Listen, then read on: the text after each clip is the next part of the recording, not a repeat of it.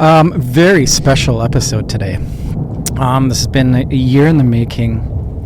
A good friend of mine, he went on a sabbatical, journeyed the world of dentistry, saw lots of people, went on amazing adventures. He's come back. He's back in town. You might know him by the name of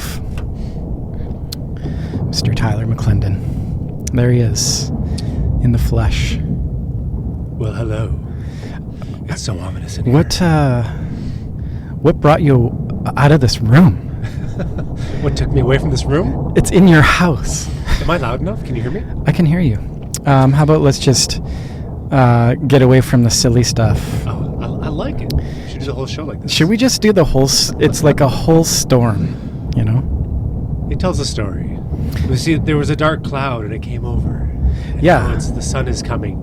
The phoenix is rising. Oh, hang on. Yeah, and then, there was like... It's now like... The phoenix is rising from the ashes. Ooh, I like that. Oh, no, that was what happened. The cops are here, apparently. That's what started this all. Let's not go there. Anyways, Tyler, my friend, my partner in crime. Yes, sir. Thank you for having me back. It's great to have you back. Yeah, it is. I missed this room. Yeah, this room missed you, buddy. Cheers. For various reasons, I don't want to dive into that. I want to dive into this journey that I've been on with you over the last 7 years. The things we've seen. 7 years. 7 years, believe Good it or not. Lord.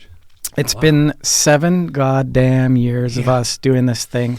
Holy shit. Yes. I never swear on our podcast. I should swear more. No, we can swear today. Yeah. Today's special. It's like I did one of these on my own too a couple weeks ago. It's just raw, like it's us. There's nothing. We're not hiding anything here. I let it all hang out. And I think it's I'm tired of people just hiding stuff. Like just be yourself. Just be yourself. We can sniff it out. I like those podcasts where people are just themselves. Yeah. I'm going to give a shout out. One of the podcasts I've really started listening to lately with this interest rate bullshit that's been going on the last couple of years. There's a podcast called The Looney Hour. Okay. And when I first started listening to them, I'm like, listen to these 3 Canadian yokels. The Looney Hour. Who is it? And I mean that in a nice way. They're Rich Diaz. Oh, man. Steve Sawarski. I mangled his name, I'm sure. And then Boomer is the other gentleman's name. I'm forgetting his name right now. But anyways, I digress. But I listen to their podcast, and the one thing I really like about it is that they're just you see their personalities. At first, I'm like, oh man, this show is painfully Canadian. But then you watch it, and you're like, oh, or I listen to it every week. And the one thing I love about their show is that like their personalities come out. And then every week I look forward to hearing what they have to say about, the market, the economy, what's going on, GDP, all that stuff. I'm a bit of a geek when it comes to GDP and numbers and the economy and that kind of stuff.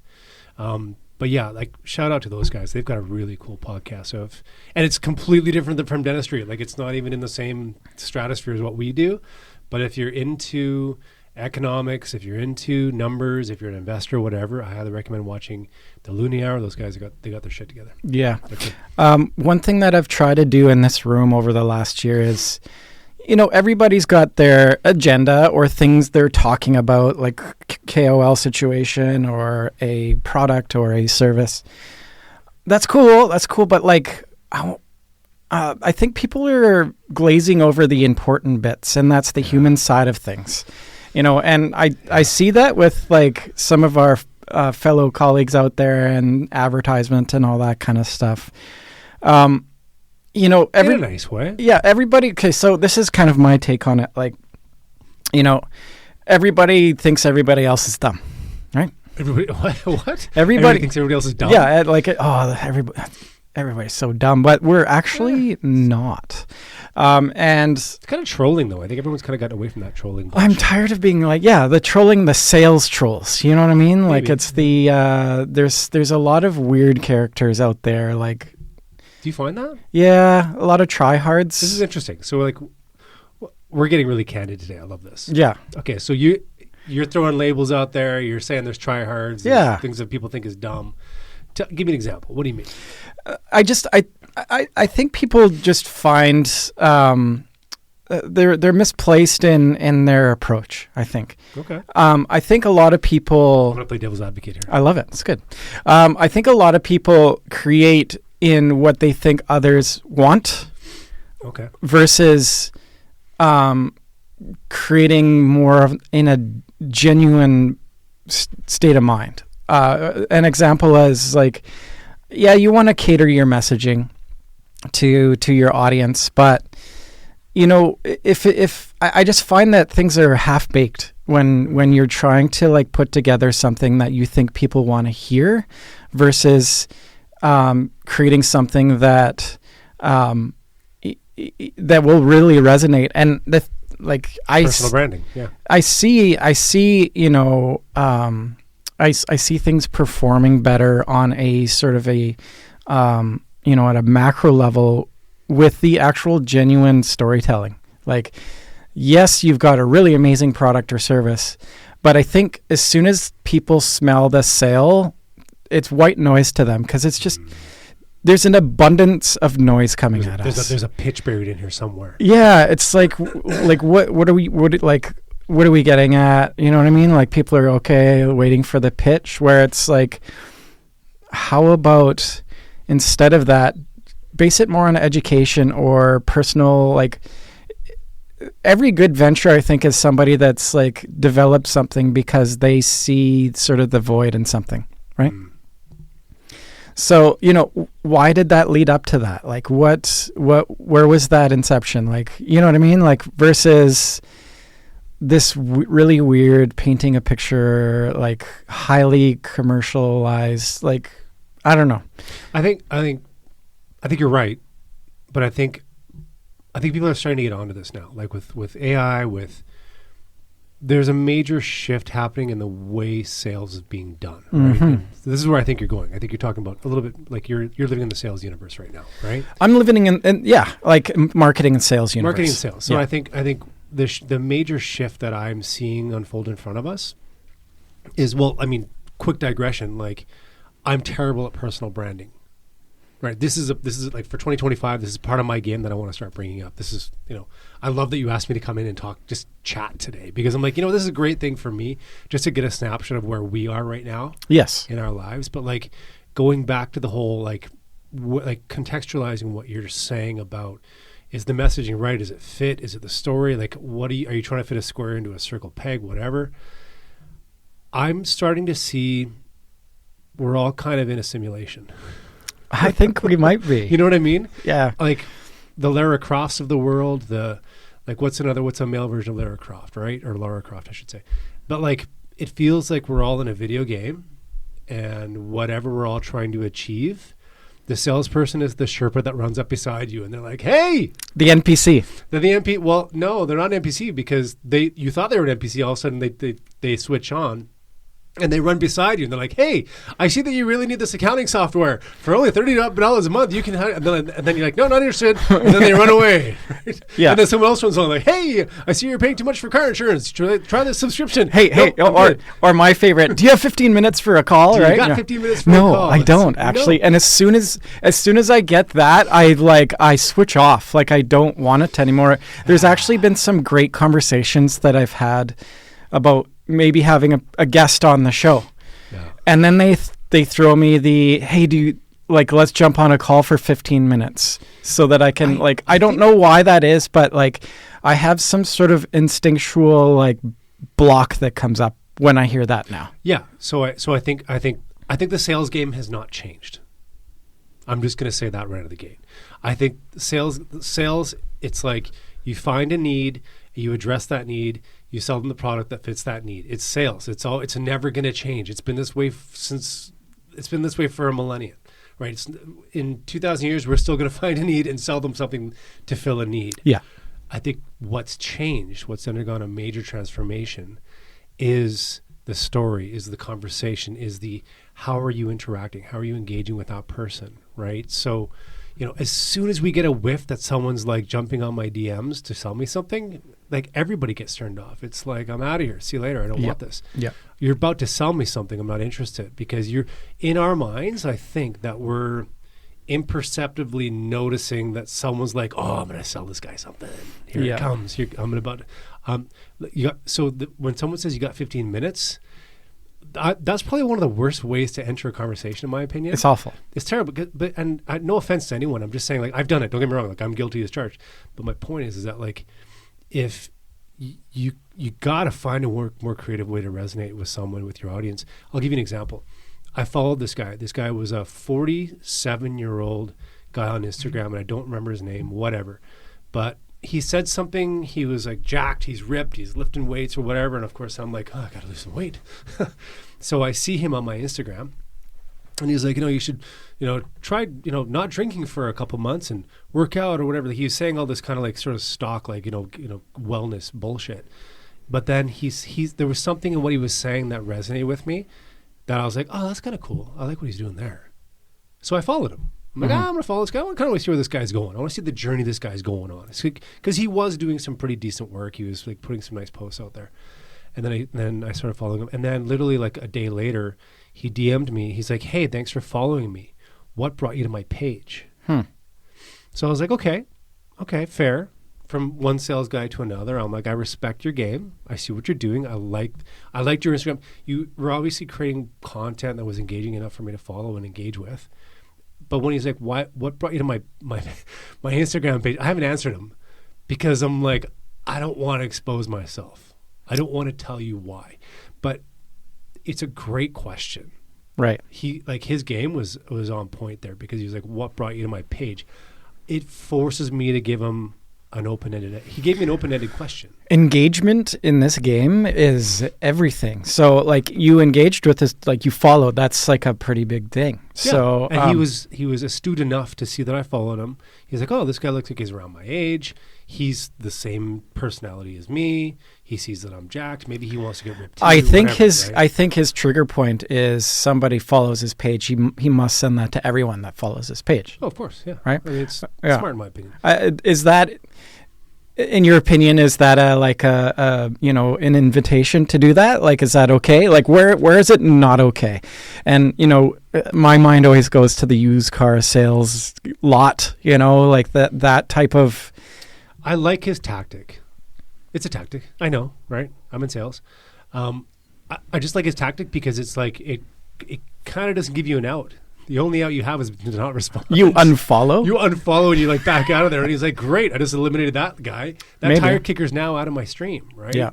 So I think it's a pretty clever tactic to say like this pre-qualifies someone. As soon as they answer, so I was going to answer and say, I don't know, I like that post where you're like stay off alcohol for a couple months and get like whatever messaging. I forget what it was like.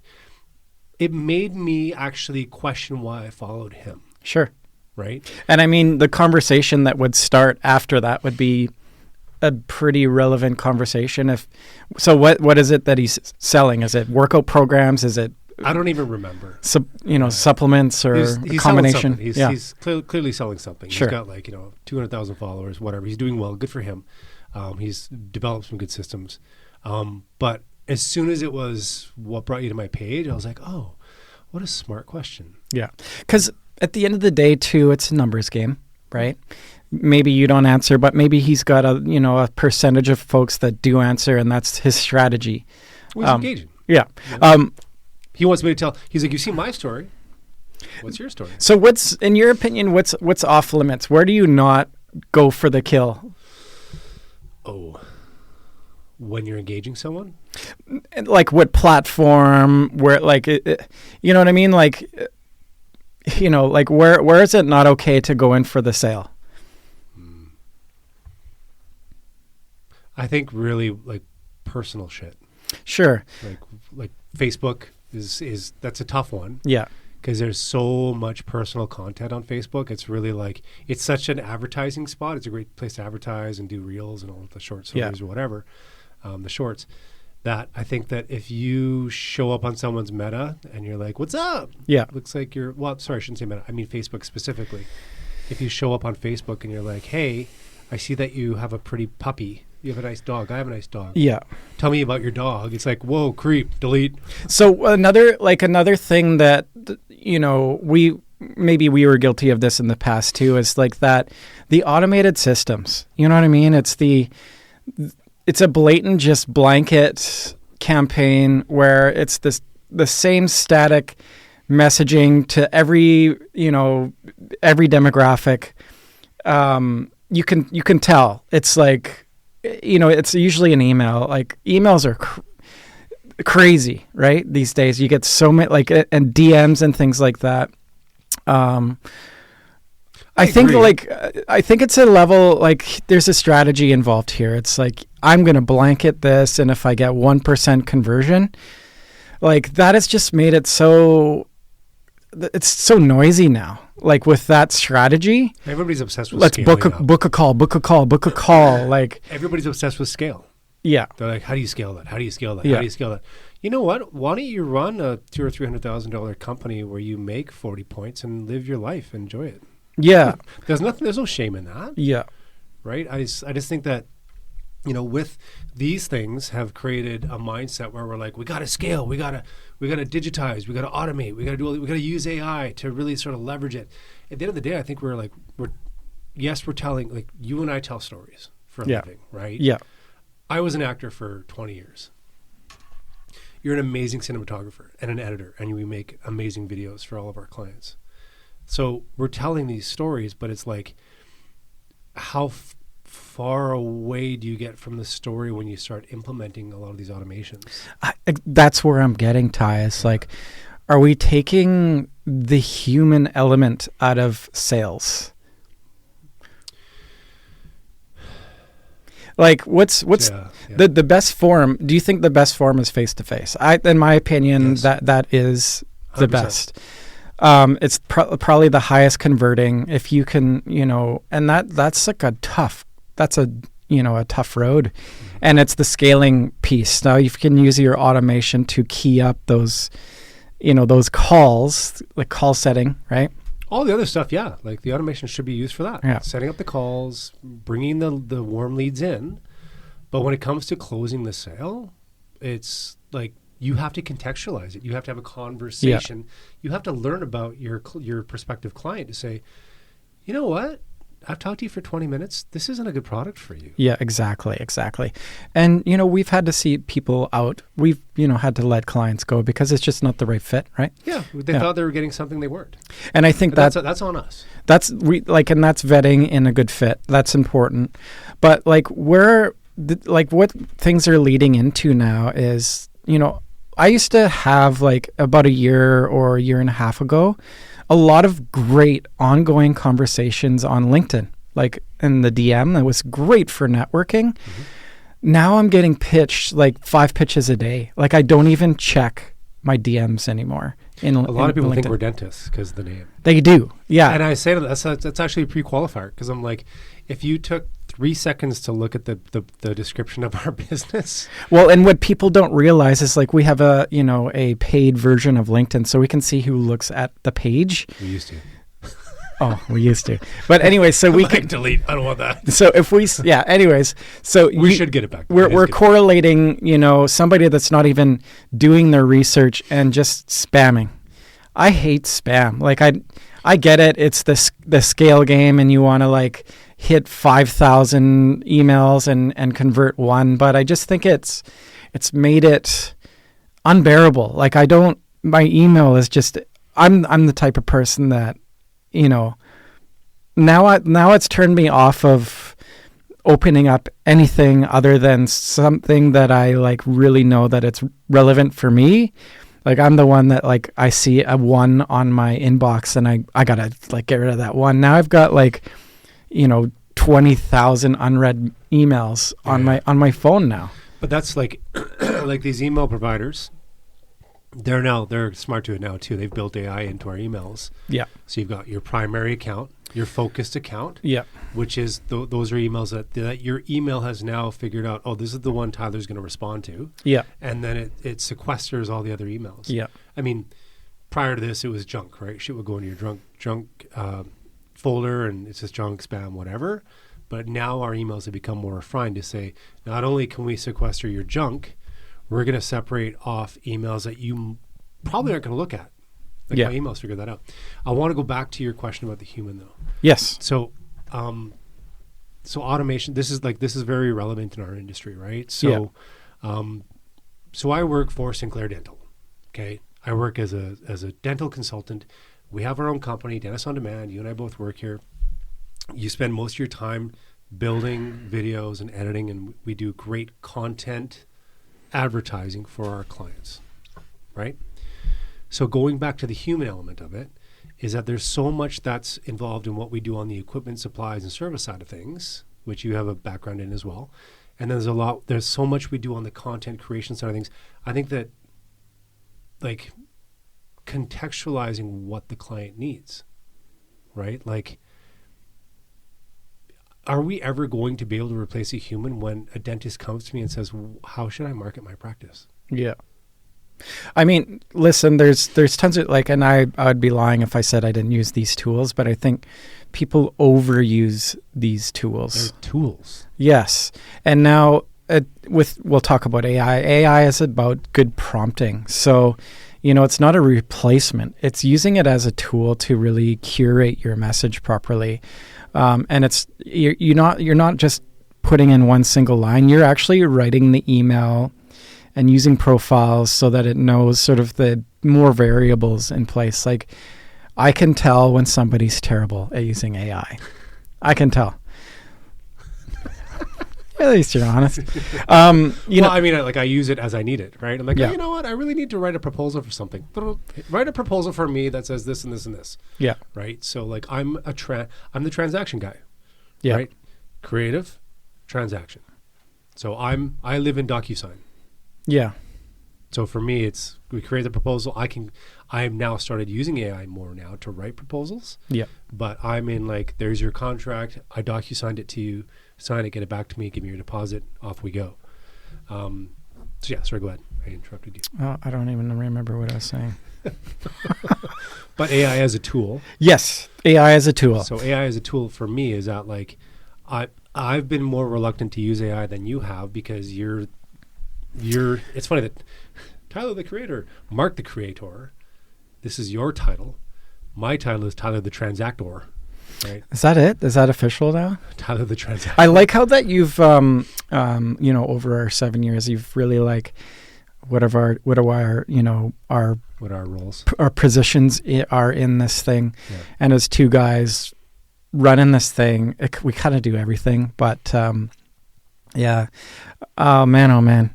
Well, I think that because I'm a bit of a podcast junkie, right? So I listen to guys like Gary Vee, The Looney Hour. Ron Butler Mortgage, highly entertaining. Another really interesting podcast. One of my favorite things is when you you'll hear an idea and then you get fixated on it for a couple of weeks. I obsess over it. We got to do this. Yeah, Ty. Yeah. Where did you hear this? My new idea came to you yesterday. Yeah, we really need to centralize our online scheduling. Let's make that happen today. I know. You're like, we have to write all new code for that. What are you talking about? Okay, calm down, Ty. Calm down. No, this needs to happen this afternoon. We're honest, we're on a mission here with some other things, but let's talk about it. Let's hash it out. How fun is it? How fun is this? One of my favorite things, and I talked about this on my solo thing. One of my most favorite things to do, and this has been, with 90%, 95% of the time, it's been with you, or the 5% where we're talking with a great client or whatever, or some sort of partner. Partner or whatever. But how fun is it to sit in a room and talk about ideas, and how difficult it to execute? Oh man, execution is it's 99% of the work. It's just executing is layers upon layers of heartache, sweat, blood, tears, stress, no sleep, anxiety. Yeah, lots of anxiety. I'm describing what it is to run a business, and you know this. As an entrepreneur, you're just everything counts. And here we are, and you just said your front or your main salary is from Sinclair. Which is me running my own business too. Yes. A justification. Yeah. It's all one at the part end. One, yeah. It is. At the end of the day, it's the time, right? And how hard is it to juggle? And you're I remember this. Somebody referred to you as an octopus.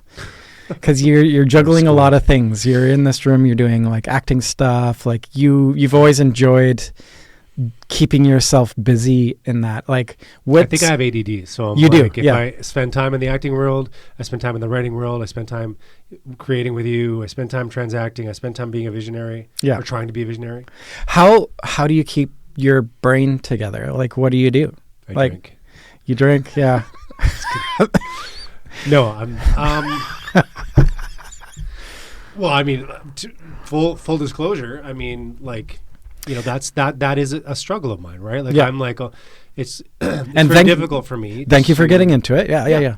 So for me, it's like it's a slippery slope, right? I come from a family where alcoholism is very prevalent. So it's, for me, it's I gotta be very careful, right? I gotta be very cautious with that particular side of my persona. So for me, it's like, like 1 or 2 glasses of wine at the end of the night is fine. Anything beyond 2 glasses of wine, the anxiety sets in. I can't sleep. It becomes and that might just be an age problem too. I just probably getting old. But how do I juggle it all and like take the drinking thing with a grain of salt? I don't like. That's just more me being me. But I think it's a challenge. For me, it's a good challenge. It's the challenge I've chosen to live with, right? So if I spent every waking minute of the day selling supplies and equipment, I'd probably go crazy. Yeah, I did it for 3 years. I can't. Yeah. And it's a hard job. Yeah, it is a hard job. Like, it's a hard job to win business. And I say this with respect to not only my colleagues at the company I work for, but even like my competitors. Like it's a cutthroat, nasty, difficult job. It's dirty. It's just so dirty. It's just awful. It's even dirty amongst, it's a dirty amongst colleagues even, you know? It's a sales job, right? Yeah. You know that you're coming through the door against 2 or 3 other people. It's just the nature of the business. Yeah. So I think that, when you say like, how do we juggle all these things? I think it's almost like I almost need all these things to keep my sanity. Yeah. Like I need the release. Like Katrina, my wife, we've been partners for many, many years, and she's probably the reason why I'm able to do a lot of this stuff. I'd say I'm quite certain that without her, I wouldn't be able to do a lot of this stuff. Mm. She really is the anchor. She's the rock. She's the center of gravity. I can skirt the edges. She's right in the middle going, what's he doing now? Yeah. Right? Yeah. So she's been the main foundation for why like 25, 30 years ago, I'm like, so I asked her to marry me, and I think, I asked her to marry me on January 1st, 2001. On New Year's Day. New Year's Day. Oh, yeah. Okay, so when I asked her to marry me, she said yes, thank God. I think the next words out of my mouth are, I need to remind you that I want to be an actor. Yeah. Right. So that was very cognizant in my mind. It was very much the forefront of my mind. I'm like, remember now, like, thank you for saying yes. I'm very blessed to have you in my life, but this is not going to be an easy life for us. Like, I've chosen a career path that I'm very stubborn. Like, if I choose to do something, I'm not quitting until I'm either dead or I've succeeded. Yeah. Or I've at least have some level of success where I'm like, okay, I'm happy with that success. Sure. We've had some success here. I can move on. Yeah. So now you got me on this Pandora's box with Good. what helps me do all these things. Sorry, not that sorry. That was our contract way back when. It's like, Katrina's like, if I say yes, I'm committed. Like, we're gonna go. We're gonna do this thing together. I'm like, cool. And like, trust me, man. Like, there have been times when it's like, I'm sure she's regretted her decision to stay with me. But at the end of the day, she has always had my back. She's always been there for me. She's always been like, don't worry, we're going to get through this. Mm-hmm. And that, like, behind every great person, and I'm not even calling myself that, I'm saying if anyone that's succeeded in life, there's a reason they say behind every great man, there's a great woman. And she's not even behind me. She's in front of me. Like, she's like leading the way half the time. So I don't think that statement is really fair. I think it's more like you're two people standing together and you're fighting together. Like, she's beside me and we're just going. Mm-hmm. Right. So without that, I would be fucking lost. I would not know what I'm doing. I'd be like, she's like the North Pole. She's like, she's the thing in the middle. I'm like the tetherball going around going, I'm going to do this thing. And I think this is going to work. And she's like, I trust you.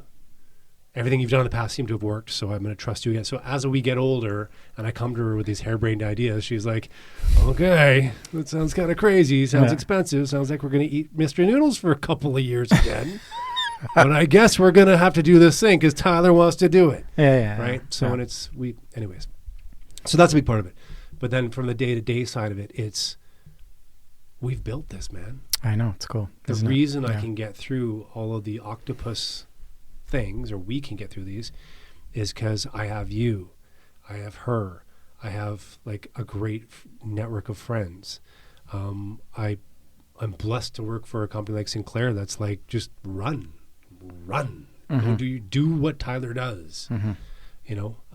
And I also really enjoy everything we do. I really enjoy working at Sinclair.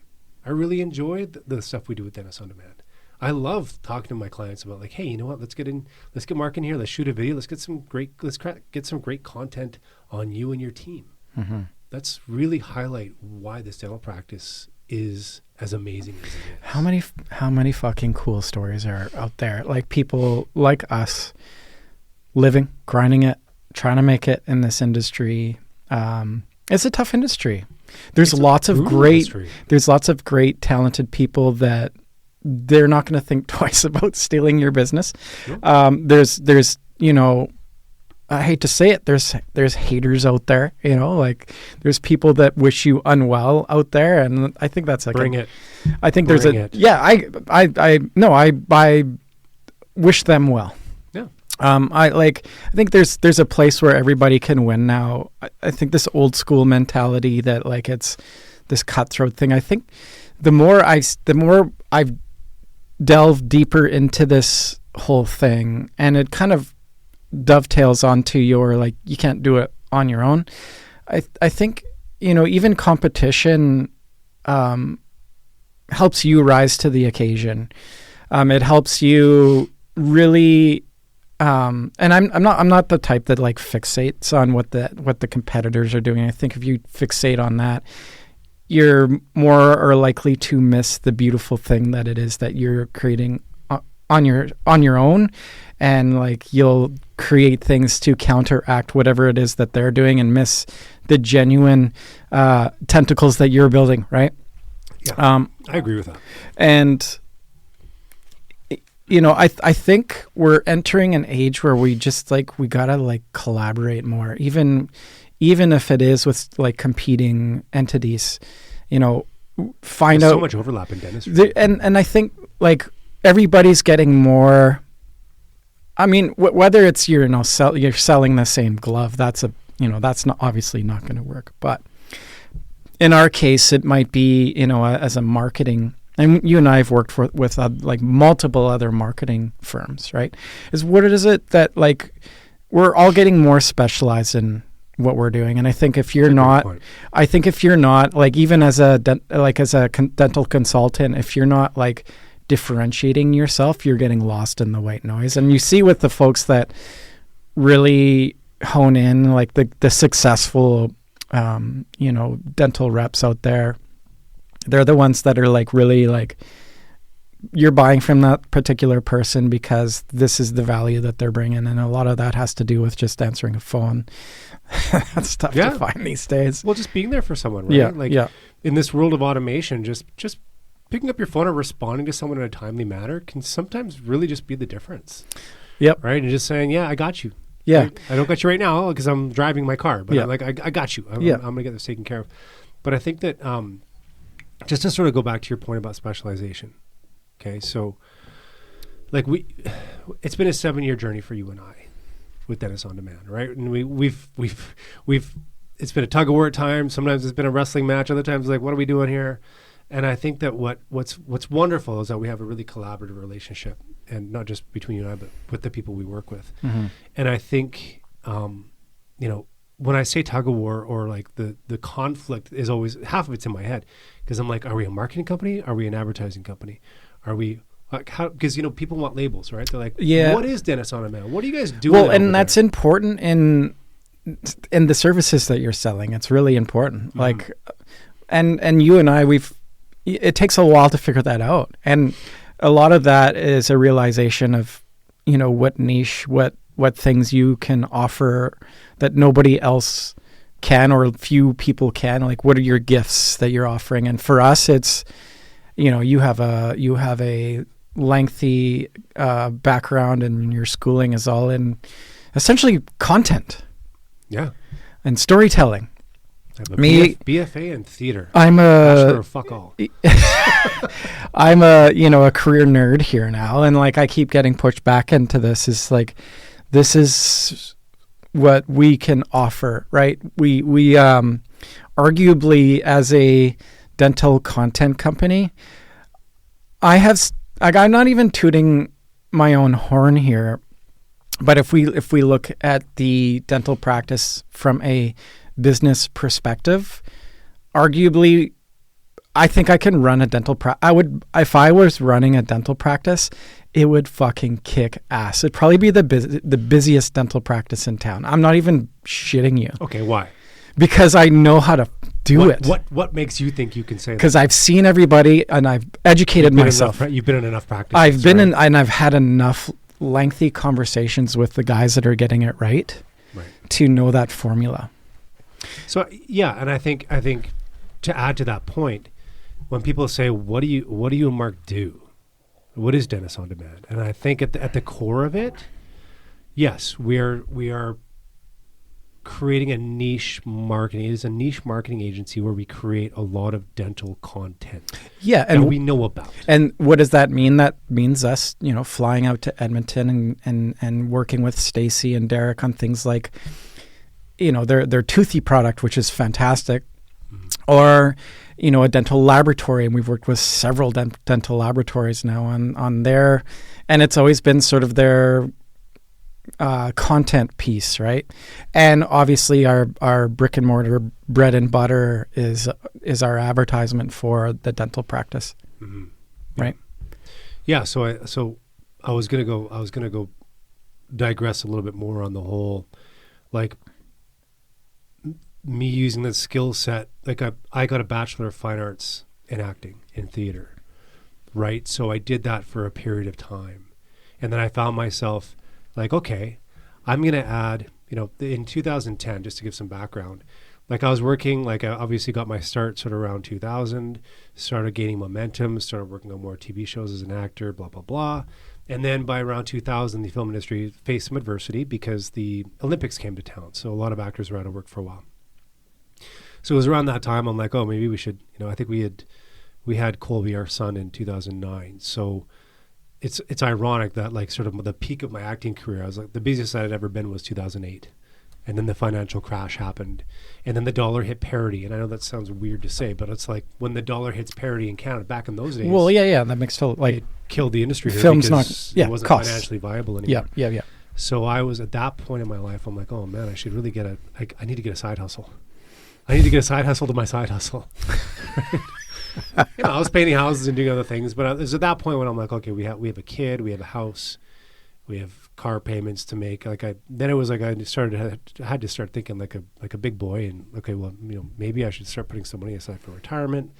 What do I do, right? So I started looking around, and a good friend of mine, an old friend of mine, Kevin Foley, it's a small industry, right? It is a small industry. We work for competing companies, but we're still friends. He's the guy that called me. He's like, hey man, like, do you want to get into dental? Foley, was that Foley? Yeah. Kevin Foley got me into dental. Yeah, he works for Patterson now. Yeah. Good guy, right? Like we've been friends for so long. Yeah, there's lots of great folks at Patterson too. Like, yeah, I mean, every company. I'm not saying that like I'm like, wow, that's so surprising. What a revelation. Wow. No, there are a lot of like really cool people. Like, and it's unfortunate that we're competing, but well, that's the bar we have to set. Right? I know, it's silly. When I go in and quote something, I know who my competitors are. I'm like, oh man, I got to quote against that guy. Yeah. Right. Yeah. So we know. Anyways, my point is that like, so he got me in, and then that's where I was kind of like, okay, well, maybe this dental sales thing is going to work. So this was, like 15 years ago. And then from there, it's like, okay, well, now how can I how can I leverage my creativity to grow my dental business? And that's really kind of the genesis for this. This is kind of everything we've done up to this point really kind of feeds into where we are now. I was doing, they weren't even called podcasts back then, but I was doing these videos back in 2013, 2014, where I'd bring the manufacturer in. And if you go on YouTube, you can see the DentalByte videos, which is what we're still using the name, right? Yeah, it's great. So we've got a long history. DentalBytes. Long history. Yeah, we got a, 2014, we're doing they weren't called podcasts, but they were podcasts of me bringing the manufacturer in and talking about, okay, 3M, tell us about your new cement. You know what I mean? The goop, yeah. And people are like, why are you doing that? And I'm like, well, if I go into a dental office and a dentist says, can you show me an alternative cement? I'll be like, well, here's my podcast. Watch this. And how much is an excuse for just educating yourself on things? Like a lot of the motivation is it's kind of selfish too. Like I think you and I have like this innate need to know, to learn, and how much, like the obvious thing, knowledge is power. Like the more you know how the cogs and the wheels all work together, the more you're informed to make the better steps and better decision making. Yeah. Even if that is like learning about 3M's new, great hydrophilic, whatever. Well, okay. So like when I got into dental, I worked for a lab company called Central Dental. And it was kind of I won't say the dawn of the CAD/CAM era, because CEREC has been around for 30 years. However, it was kind of around that 2013, that 2014 time frame where other machines and scanners started entering the market. So 3Shape started to become big in North America. Roland was starting to make a name for themselves. VHF, which was a German company making these amazing milling machines for prosthetics for crown and bridge. These companies started coming into North America. And so it was right at that time, I'm like, okay, well, at that time, the company I worked for wasn't selling CEREC. So I was like, okay, well, what do I do now? And so I cut my teeth, pardon the pun. No. Hey, I have so many sound effects. I never use them anymore. Anyways. I came into dental knowing jack shit. I knew nothing. Yeah. But what I was probably astute on my part was identifying that I knew nothing. I'm like, I don't know anything about this shit. Yeah. How am I going to learn about this stuff? There's so much to know. There's burrs. There's cement. There's gauze. Yeah. There's what's an HVE? What's a saliva ejector? What's the difference between a high volume and a saliva ejector? I don't freaking know. What's that trap? Yeah. What does that arm do? What's that machine? That's big and scary. Oh, it's emitting radiation. Great. I'm glad I'm standing beside it. Yeah. You know what I mean? So you don't you're like, how do you begin? Where do you start? Yeah, I know. Right? A company that you and I both worked for previously. We won't name. Oh, we won't name, but go to our. Come on, we name them. There's lots of, I thank the folks over there at Henry Schein for great company, giving me the best dental education. So, 100%. Henry Schein has this, for their employees, they have a learning portal for their employees. Oh, that's right. I remember. And there's 500 learning modules. I did them all. Yeah. I did none. You did none, but man, I learned about so much. A lot of it is so much goop. Yeah, so much goop. Well, so that's okay. So that's interesting. I'm glad you brought that up. Yeah, because that shows your learning journey. Yeah, I don't want to cut you off. You never do that. I never cut you off. Yeah. So that's your learning journey, right? So you come into dental. I'm like, hey man, you got to get into dental. You brought me into this world. I suggested you should get into dental. You suggested. I'm like, hey man, I've been in this for a little while. I'm really give it a shot. It. Give it you a shot. You should try it out. Yeah. So you get in, you get on at Henry Schein, you go into this learning portal. Yeah. And there's a lot of resources for you to learn how to be a dental rep, right? Yeah, and subsequently went into the most difficult season of my life. Yeah. And it's unfortunate. Yeah. It was fucking really, really, really tough time. And can we talk about that a little bit? Why things. It's whether things. There's always the saying things happen for a reason, and et cetera, et cetera. Sure. Okay. Yeah. So you started Henry Schein. I started at Henry Schein, and then my sister was diagnosed with brain cancer, which was like, yeah, here's your biggest supporter. And, we talk about like the cats, your wife of the world, like the people that have your back and they're in your corner, to now, holy fuck. Like, so that, and then, So when was she diagnosed? She was diagnosed in 2017. Okay. So this is like a year after you started at Shine. About a year after. So I'm digging in. I've got like the backlog lists of clients, and I'm flogging around, getting just beat up around town. I remember sitting outside of a dental practice and like it just being ripping down rain, and a new dental rep in Vancouver. Yeah. And like I'm like, oh God, that pains it's me. pouring rain. The windshield wipers are flicking back and forth, and I've got music on, but I can't really hear anything. I'm just kind of sitting out there. I know I have to go into this call and get an order or whatever, and just get flogged and beat up by the same CDA that beats me up every week because I made a fuck up on their light body or whatever that might be, right? Yeah. I didn't want this light body, I wanted this other light body. Oh, fuck. Okay. Yeah. Okay, I'll fix it right away. And like just the sense of urgency to fix that is like, oh my God. Yeah. But I understand, like this is their world. Like if they don't have the materials that they need, they can't do dentistry. So just a little sidebar for anyone listening right now. Dental reps make 100% commission.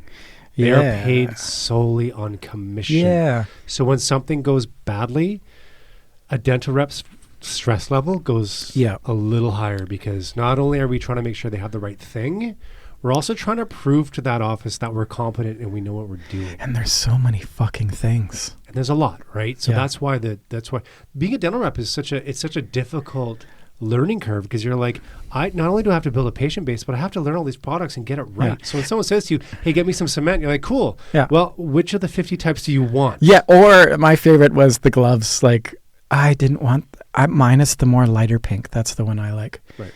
But I always try to have empathy in that situation and say, okay, you know what? This person's also trying to just do their job well. And they're like, in their mind, they're like, this putz can't get my glove order 100%. Right. And I don't blame them. Right? Don't blame them at all. And another thing too is like, personally, I'm not a big corporate guy. Like I'm an ideas guy. I like to have the freedom to create, and that environment was not the one for me. Right. So you're in Vancouver. It's raining. The windshield wipers are going. Yeah. Yeah. And just, being just completely devastated with my sister being sick, Krista's pregnant, right? Like I'm about to be a dad, and like it was just like the world was very heavy at that. It still is. You had the gravity suit on. I had the gravity suit on, and that's very difficult in that was tough to overcome. So, whether that was just like, I don't think if things were in the right place, I would be there anyways. I think maybe that just kind of ushered me out to I keep falling back in this chair. And like this, we always try and find our purpose, you know what I mean? Like, and I think I know now, like this is kind of like my spot in the industry. It took me however many bloody years it's been to figure out 8 years, 9 years, but it started as a passion project, right? Like when okay, so I want to talk about how we both connected on Dentist on Demand. Yeah. But that's a harrowing story, man. Like for you to be trying to like get started as a dental rep, your sister's been diagnosed with brain cancer. How long did she have? Yeah, it was a tough 2 years, man. She got her initial surgery, and then she bounced back, and it's so for that diagnosis, it's like 5% of people live more than 5 years. So it's like it was a death sentence, holy crap. And just to go through all that, you've got a new baby on the way. Yeah. Your sister's not doing well. Yeah. That's That's a lot, man. It was quite a bit. It was heavy. But, like, am I the only one that goes through stuff out there? Was it the right fit for me in the end? Probably not, right? Like, Part of the journey. it's part of the journey. But, like, I'm so grateful to, especially guys like Adam Jones and John Meredith for spending the time with me. Like, if they hear this at all, like, I really appreciate it. Even the Prashants too. I got to meet Prashant was around before. Now he's like conquering the planet in the Henry Schein world, which, congratulations on that. But like, grateful, super grateful. I think, I still see those guys walking around, and it's not a handshake, it's a hug, right? Like it's, they get it. Like it was tough for them too. Good dudes. Yeah. They knew what was going on as well. But like where, and like, for us in our whirling around the figuring things out, it's like, what sort of value can you bring in, right? Like what is it that you can do or provide or sing or whistle or dance that really helps somebody out? Because like that's the position for business for me is, sure, you're going to buy your CERAC or a scanner or a piece of software or marketing from me, but like, how am I going to then be the best, like prove that you made the best choice and doing business with me? And I give a shit, Yeah. And the tough part about, going through that heavy shit when I did was I couldn't deliver like I wanted to. You know what I mean? Like I was just kind of handcuffed. I came out of the food service world like on the top, right? So it's like weird coming from the top, then starting sort of from scratch.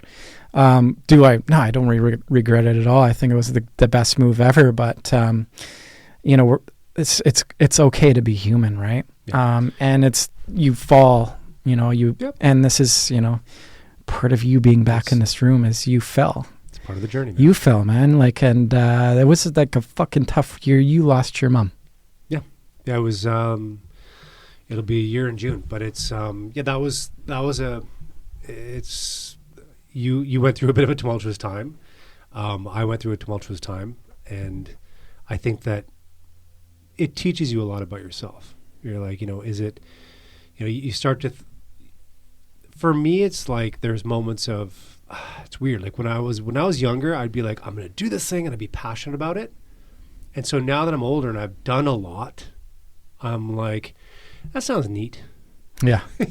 You know what I mean? Like, yeah. Like I think that when you've created a business, when you're out there in the battlefield and you're doing all these things and you're kind of tired, you're like, you start to question, like, okay, you become a lot more critical. You're like, okay, and like not in a bad way. You're like, okay, well, cool. I like your idea. Someone will pitch an idea to me, like they'll say, Tyler, hey, you're a creative guy. We should do this thing. And I'm like, awesome. Yeah. Why? It's and I'll call that spinning tires. A little bit. Like, people come to me with ideas, and I'll be like, that's cool. And I'm like, I don't want to be a Debbie Downer, but why do you want to do that? Oh, it'd be a great idea, though. It'd be a great business, but why? We're at a point where we can't. Yeah, exactly. It's like, okay, that's cool, but let's really investigate. Let's ask a lot of questions to the market and see if that would be something that they're interested in.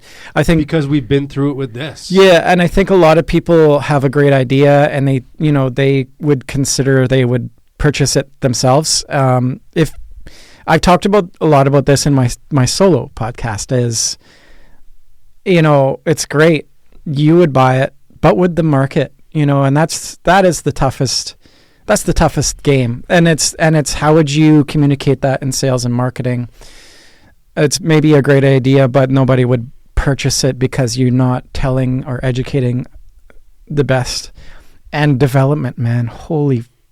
It's expensive. It's expensive to develop. Let's go back to the genesis of Dentist on Demand. Let's do it. Yeah, let's do it. I mean, not to get too into the business side of it, but it's like, okay, one day, this is literally how Dentist on Demand came to be, okay? I'm sitting on the couch. Yeah. Actually, sorry, I want to go back. I'm glad you weren't on the toilet. That would be... I wasn't on the toilet. I might have been. I don't know. But sorry, I want to go back. I'm going to get into the Genesis stuff first, but just comparing how you learned about dentistry to how I learned about dentistry. Yeah. We were going somewhere with that. And the difference is I didn't do that training. So when I got hired for this at Central Dental, marvelous company, like really family-run company, really nice people. Joe Smith, shout out to him. Love that guy, and like one of the kindest human beings on the planet.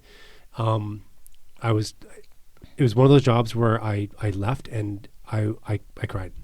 Yeah. I left that job and I cried because I was like, I was so overwhelmed with emotion by leaving that company because I went on to something, bigger and better. But at the same, or in my perception, it was bigger and better. Is that I was so distraught that I felt like I had really let Joe down, and that was really, really hard for me.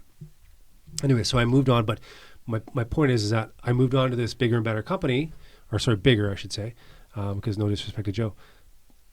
When I moved to this other company, I was a real sort of humbling experience of knowing how little I knew about dentistry still, and on the clinical side. Yeah. And so when I was at Central, I did the same thing. I'm like, I know nothing. Not only do I know nothing about dentistry, I know nothing about labs. Like, what the frickin', what is a lab? What's a lab do? That's a whole other piece to the puzzle. For sure. Yeah. And so the only way, and Katrina can attest to this, the only way I really tried to combat it is that I'm gonna know more about digital dentistry than any other rep on the fucking planet. Yeah, and that's yeah. And so I immersed myself in that. I was like, I'm going to learn what CEREC is. I'm going to learn what these other machines are. I'm going to learn the difference between what's the difference between a CEREC and the way it mills a tooth and a 5-axis VHF or a roll-in mill. Like, what's the difference between those two? Okay, what's a scanner? What's a 3-axis scanner? What's a 5-axis scanner? These are all lab scanners, by the way. Yes. But why would I want a 3-axis scanner versus a 5-axis scanner? What does that do? One does undercuts, one doesn't. Like, I really just sort of dove into that. And so I sat up at night, drinking wine, going through the books, the textbooks, like book after book after book, like the catalog, like, okay, here's what this machine does. Here's what the 3-shape box lab scanner does. You can get the basic D800 model. Here's what the D800 model does. Okay, great. Here's the D900 model. Here's what the D9. So really studying that shit so that I could almost be an expert in CAD/CAM. And, I got to give a shout out to the lab world too, like the Neil Applebaums, the Jeff Players, the Garretts. I learned more from ProTech than a textbook. James and David Newber at Ocean Ceramics, Stanley, our buddy, our bro Stanley, we can't forget him. Yee, Crown, yeah. Yeah. So like Stanley Yee, Neil Applebaum, Jeff Player, Garrett Van Chalwick, Stanley Yee, James and David Newber, all these guys. I would come in and I'd be like, tell me what this machine does. And what's really cool? And they would. Yeah, what's really cool? If and it's amazing is, especially in the lab world, I found if you're keen to learn, those guys, they're teaching all day long. Yeah. They're teaching all, if you're a new dental rep, go to a lab. Ask them about stuff. Because they'll tell you. Not only do they know the technology, they know how to. Their mutual clients are dentists, so they're used to dealing with the relationship with the dental clinic. Yeah. So you got the learning modules. Yeah. I threw myself into a textbook, and that's really kind of how I schooled myself. And then, of course, ironically, one night I'm sitting there late at night. And I'm kind of going through some stuff, and I'm like, okay, this person asked me about a CBCT. I better read up on this because I have no idea what a CBCT is. Yeah. So I'm reading it, and this ad comes on the TV. And it was an ad in the United States for Doctors on Demand. Yeah. And I remember watching this. And it says, for $40, you can have a consultation, a virtual consultation over the phone or over whatever media, Zoom. At that time, this must have been 2015, I'm going to say. Or maybe even sooner, maybe 2014, I'm not even sure. Anyway, so I see this ad, and I'm like, Doctors on Demand. And the concept made so much sense to me. I'm like, oh, you can just talk to a dentist virtually from your own room. But it was an American thing. It wasn't in Canada. And so that was the start of the journey of me saying, the first thing I said to myself is that, I'm like, there must be a dentist on demand. Why wouldn't there be a dentist on demand? Yeah. Being completely ignorant about how completely different these two industries are, like medical and dentistry, it's funny because they're situated close to each other, but there's an ocean between these two industries. Yeah. Single payer, private. That's just it's so different. Anyway, so in my naive fashion, I'm like, is there a domain name, Dentist on Demand? Oh, there is. Oh, it's for sale. purchase. You know. Yeah. Yeah. The next day, Katrina's like, "Why is there a $2,500 bill on our credit card? What's going on?" Anyway, so I bought it, but that really kind of began this. Yeah. This is where this all started. And I'm like, okay, you know what? If there's a central directory where anyone in the world can go and plug in their postal code, zip code, wherever they are in the world, and when they do that, all the dentists around them pop up on this directory, and I call it Dentist on Demand. This seems like a really cool business idea. Yeah. Right? And then, of course, I started building the website. I'm going, working with marketing companies. And, of course, I'm paying all this money. And I'm like, wow, this is getting really expensive all of a sudden. And then the website looked like shit. And I'm like, this is not what I wanted the website to look like. This is not even close. And then that was the journey. It was trial and error. We trial and errored for 6 years, where it's like, it's still not what we wanted to be. You know what I mean? It's still. I would say that now we have a more definitive, clear, getting crystal where it'll never be what we wanted to be, right? Here's the thing: you and I are these visionaries where our problem is we need to kind of just stay in the lane for long enough. Down. We got to slow down and not pivot from the things that are really working, and we're getting there. It's just we know a lot of people. We talk to a ton of people, podcasts wise. We're 160. We're talking to all these people that really puts other ideas in our minds, and it takes us off on a tangent where it's this is what we're doing. We're telling, at the end of the day, we're telling stories across the whole spectrum of dentistry. This podcast is about that, but truly our marketing piece is about that to patients. Yeah. Let's stay away from the bastardizing in the perspective of a patient and commoditizing something like Invisalign. Stop. Yeah. Anyways. Well, so what that did for me, that's a whole other. I can quickly get on the soapbox quick. Yeah. But what that did for me is that it was really helpful in my learning journey, because what it did is it made me realize. So now when you and I get pitched an idea, we're like, you got 30 seconds, bro. And you're really pulling me away from the shit I need to do right now. Yeah. So this, if this isn't good, I'm going to be pissed. Yes. Right. So now what does that do for me as a salesperson? That makes me cognizant of the fact that when I walk through the door and I pitch somebody on something, it better be something they're looking for. At least do your goddamn research on who you're pitching to. If you come in and you pitch somebody something cold, right? Like Neil Applebaum, most patient man in the world. And he's put up with a lot of my rhetoric. He's listened to a lot of my pitches. And sometimes, I can see him just being like, dude, I got a lot of fish to fry right now, and this ain't one of them. Yeah. Right? So, because I know and when I say patient, he'd be patient. He'd listen to me. He'd be like, yeah, okay, and sometimes he'd take my idea, and sometimes he wouldn't. He'd be like, that's a good idea. Let's use that. But most of the time it was like, no, I don't have time for that, Tyler. Let's get back to the task at hand. We need to make sure the lab is doing better. Same with a dentist, right? I come to a dentist and I'm like, I was thinking about your practice, so I think this would really serve you well. And the dentist just looks at you like, are you kidding me? I've got a DB, what's it called? A 5 or 4 surface, tooth that's bombed out that I'm trying to fix right now. Yeah. I'm trying to preserve this guy's tooth, and you're coming in. And the team's been fighting so I'm trying to pay the bills. My AR is $100,000 behind. I just had 2 people quit. I've got a patient in the chair who's in extreme pain, and they're about to jack up my lease rate. And you want to talk to me about a new composite? And I got to get the kids to fucking sports at the end. Right. Yeah. So anyways, my point is, so what that did is it helped me. It really taught me empathy in the way that just to sort of be chill and be there and be a resource. Yeah. And stop trying to push it on people. It's the long game. It's the long game, but it's also when someone's ready to ask you, there's been countless times when I pitch something to a client, I'm like, you should do this. And they're like, uh-huh. And then 6 months later, hey, you know what would be really cool is if I did this. I'm like, yeah, I told you 6 months ago. You programmed it. Right. Yeah. Well, no, I didn't program it, but I'm like, they weren't ready to listen 6 months ago. Sure. Because they had too much other shit on their mind. Right. They're like, no, I don't have time to listen to this. I'm sure that's a good idea, Tyler, but I've got a situation in front of me that I just can't look away from. Right? Tyler, in terms of things not to I just ramble on now. No, it's great. This has been awesome. Tyler, it's great to have you back in studio. It's been a hell of a journey with you, my friend. Looking forward to like several more years, whatever it takes to get this thing to where it belongs. I think the storytelling, the content. Yeah.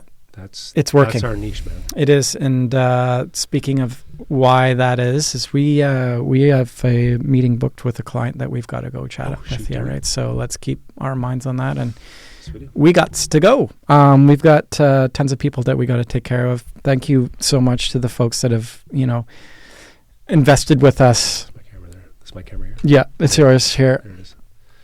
Thank you.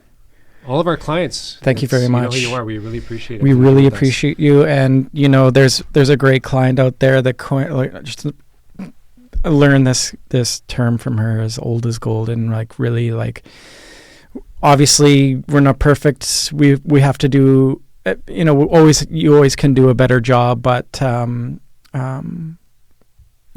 that's our goal. That's our aim, is to service you and to provide the utmost value to whatever it is, the folks that we've worked with in the past that we're no longer working with. Thank you.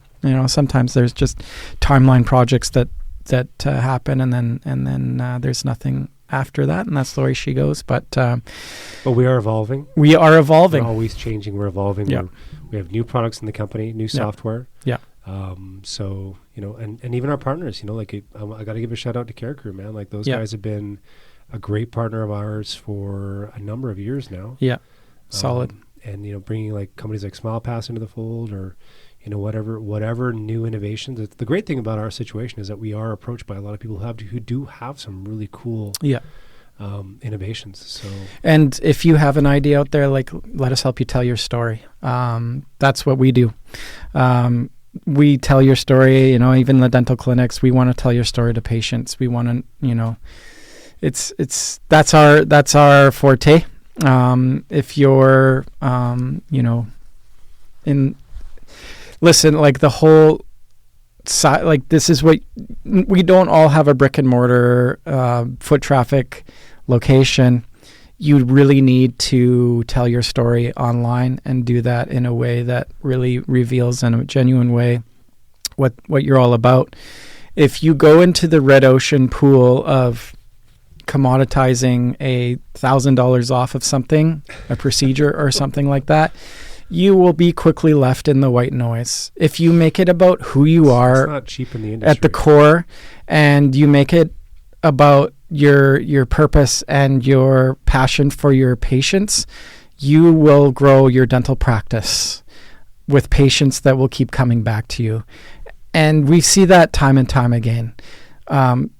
If you want the transient patient that wants a procedure done,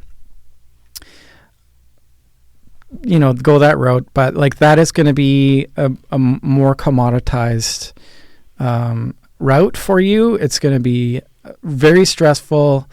Grow your practice. Just grow your practice with the right patients. I like that analogy that Michael gave when we presented at the PDC. When he talks about who's the hero of the story. Yeah. Who is the hero of the story? Yeah, and at the end of the day, for all of us, it's all of these things that we're putting together, it's about the patient, really. And the patient is the hero of the dentist story. If they're the hero, what's the dentist? Yeah, and your lifestyle will become the product of, doing the right things. And that's, from guys like Jan Jaffer or, Kyle Stanley. I just try to be or Yoda. Sadif Fazel, all these people that are just aiming to do the right thing and provide their patients with the absolute best care and educate themselves. They're the ones that are enjoying their careers more and not grinding. And if you can be Yoda to your patients. Yes. I want to, my goal is I always try to be Yoda to my clients. Yeah. I'm okay, well, Tyler, what's the best composite to use? Yeah. Well, let's define composite. Yeah. Where is the composite? You got to do that in the Yoda voice. So. Anyways, Ty, we will keep jibber jabbering. We're going to do this again, obviously. This was fun. Thank you for having me back on. Thank you. Hopefully I didn't ramble on too much. Yeah, I might not. Went on a bit of a you failed your test. This was the test, yeah. But that was an hour, and that goes by fast. What? How was that an hour? I know. Hour and 10. Thank you all, too, for tuning in, and we will see you. Thanks for listening. On the next episode.